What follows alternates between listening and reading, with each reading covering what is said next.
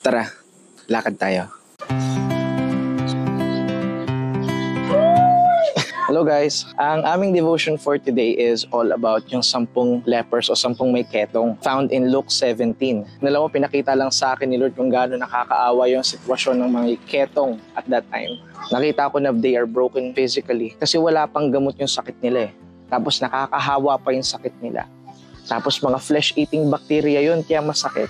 Makikita mo yung ibang mga may ketong at that time, deformed, walang mga tenga, walang mga ilong kasi kinain na ng bacteria. Tapos, pinakita rin sa akin dito na they are also broken emotionally. Kasi hiwalay sila sa family nila, hiwalay sila dun sa kanilang friends. Kasi exiled sila eh. Pinagtabuyan sila dun sa city nila kasi nakakahawa yung sakit nila. So yung support system nila, yung support group nila, wala silang access dun. Kaya emotionally, they are also down. Pero to put cherry on top, they're also broken spiritually. Kasi yung mga priest na sumisimbolo ng hope o pag-asa nila at that time, sila pa yung nagsabi na they are unclean. Madumi sila o kaya makasalanan sila.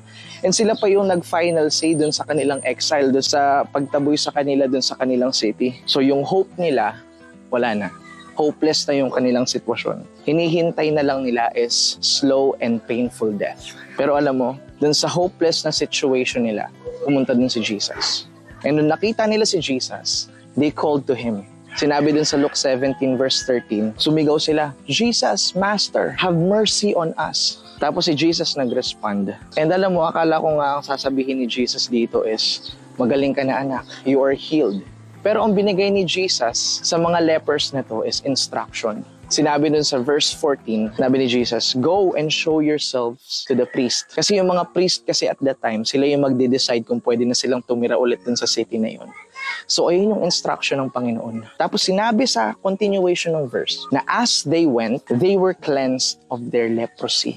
Sa kanilang pagpunta, gumaling sila sa leprosy. Alam mo, sa obedience talaga sa instruction ng Panginoon, makikita mo yung blessing eh. Sa kanilang paghakbang sa pananampalataya, they were cleansed physically by the Lord. Kaso ang nakakalungkot lang dito is, 10 silang pinagaling ng Panginoon. Kaso isa lang yung bumalik. Isa lang yung nagbigay ng papuri, isa lang yung nagbigay ng pasasalamat sa Panginoon. Alam mo, minsan kasi, pag na-receive na tayo ng blessing, nakakalimutan na natin yung nag-bless sa atin. Kaya alam mo, magkaroon tayo lagi ng grateful heart. Kasi tingnan mo, sinabi ni Jesus, nung nagbigay siya ng pasasalamat, nagbigay siya ng papuri sa Panginoon, sinabi sa verse 19, stand up and go, your faith has healed you. Tinanong ko si Lord dito, magaling na siya Lord.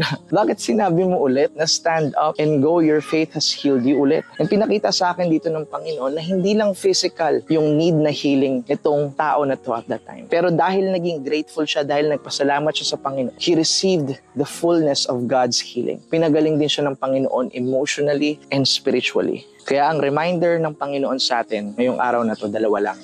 Una, kahit man hopeless yung situation mo, ang feeling mo hopeless yung pinagdadaanan mo ngayon, naroroon ang tulong ng Panginoon. Yang sinabi sa Bible, He is a very present help in time of need. Kaya tumawag ka lang sa Kanya. Pangalawa, to always have a grateful heart para lagi mong nare-receive yung fullness ng blessing ng Panginoon para sa iyo. Ayun lang yung gustong ipabaon sa atin ngayon sa lakad natin. Salamat sa pakikinig guys. Sa susunod na lakad ulit. Bye!